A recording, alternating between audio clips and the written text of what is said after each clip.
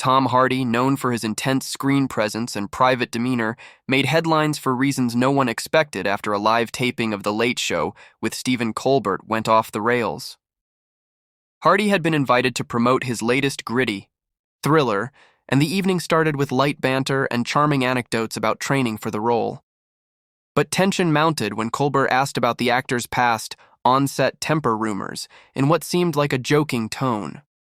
Hardy's smile faded instantly. "You want to talk about gossip or the work?" he asked sharply. The crowd laughed awkwardly, unsure if this was part of an act. Colbert, trying to stay playful, joked, "Well, your reputation's as explosive as your characters." That was the moment the tone shifted completely. Hardy leaned forward and replied coldly, "You're playing with fire, mate." The audience went dead silent. Everyone felt it. The interview had just taken a turn from scripted entertainment to something deeply uncomfortable and unpredictable. Colbert, clearly trying to steer things back into safe territory, responded with a chuckle and said, "I'm just here to ask the questions. No offense meant." But Hardy wasn't having it. "Then maybe do some homework before throwing character. Slander in front of a live crowd," he snapped. A hush swept over the audience. Colbert looked genuinely surprised at the escalation, his body language shifting from playful host to cautious moderator. "I'm just quoting what's already out there," he tried again, his smile faltering. Hardy fired back. "Then maybe be the guy who doesn't regurgitate headlines like a parrot in a suit." The insult stung, even through the screen. Viewers at home could feel the rising heat between the two men, one known for cutting wit, the other for raw unpredictability. This wasn't Hollywood PR, and it certainly wasn't late-night fluff. It was unscripted, unfiltered tension between a performer tired of being poked and a host clearly out of his depth. The interview continued, but just barely. Colbert attempted a Hail Mary by shifting focus to Hardy's performance techniques. "Let's talk about how you get into a character like this.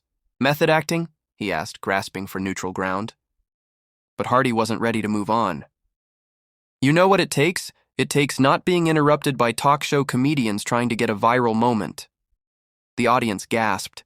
A few nervous chuckles bubbled up, unsure whether this was theater or real confrontation. Colbert tried laughing it off, saying, "I think I've just been upgraded from host to punching bag." But Hardy didn't crack a smile. "You poked the wrong animal," he said flatly, sitting back with arms folded. Colbert's trademark charm began to wear thin as the awkwardness intensified. Even his crew looked rattled. What was supposed to be a smooth, controlled promotional appearance had become a televised standoff, one that neither man seemed willing or able to diffuse. Then came the final straw. Colbert, perhaps feeling cornered, tried turning the moment into a philosophical reflection, saying, "Actors like you bring such raw energy. I wonder if it ever becomes hard to turn it off." Hardy, narrowing his eyes, responded, "You think this is me not turning it off? This is me being polite." That line landed like a punch. Colbert visibly froze, trying to compute whether to escalate or retreat. But Hardy had already made his decision. He removed his microphone, stood up, and looked directly at the audience. "I don't come on shows like this for therapy games," he declared. The crowd fell completely silent. Colbert muttered, "We're going to a commercial break." But Hardy was already walking off stage, ignoring the handlers rushing to intercept him. It was abrupt, raw, and without apology. The cameras cut awkwardly, and the screen faded to a pre-recorded skit as staff scrambled to regroup. Nothing about it felt planned. Behind the scenes, chaos erupted. Production assistants tried reaching Hardy's team to clarify what had just happened. One source claimed Hardy threw his water bottle against a wall backstage, fuming about being ambushed with tabloid garbage. Others described him as eerily calm, simply grabbing his jacket and leaving without a word. Colbert remained seated at his desk for several minutes after the cameras stopped, reportedly stunned and asking producers whether they'd be airing the footage. That decision came hours later when CBS issued a carefully worded statement. "Sometimes, unscripted television delivers unexpected moments. We respect Tom Hardy's talent and thank him for his time." The vague, neutral tone did little to settle the storm online. Within minutes, the phrase "Hardy walks off Colbert" began trending across every major platform. Millions were watching the viral clips, some praising Hardy for not tolerating what they saw as cheap shots, others saying he overreacted and acted like a diva. By the next morning, the story had overtaken entertainment headlines. Everyone wanted to weigh in, from fans to former co-stars to talk show rivals. Some defended Colbert, saying he merely asked what any journalist would. Others took Hardy's side, arguing that celebrity interviews have become more about provoking reactions than appreciating the work. An older clip of Hardy warning a reporter not to dig where they can't handle the dirt resurfaced, now being treated as prophetic. Even critics who weren't fans of Hardy admitted the moment felt genuine. Too raw to be staged, too awkward to be planned. News outlets dissected every word of the interview, analyzing Hardy's posture, Colbert's tone, and even the expressions of the audience members sitting closest to the stage. It wasn't just an interview gone wrong.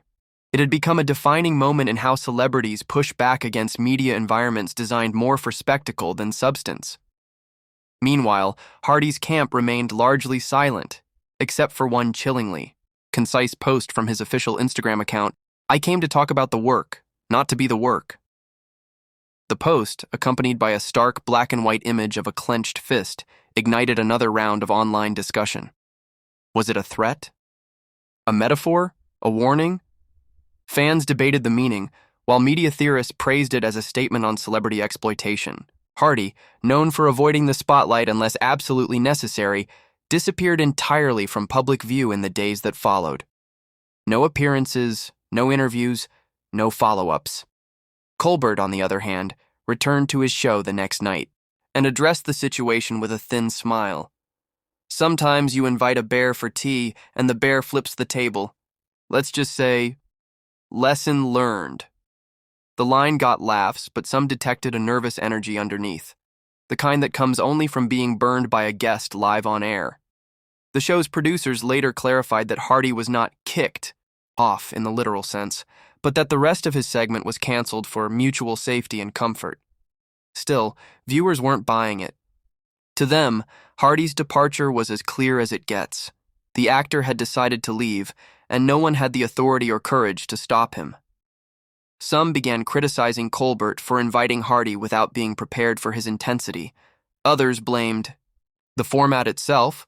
A stage designed for laughs might not be the right place to interrogate a man who's never played by anyone's rules.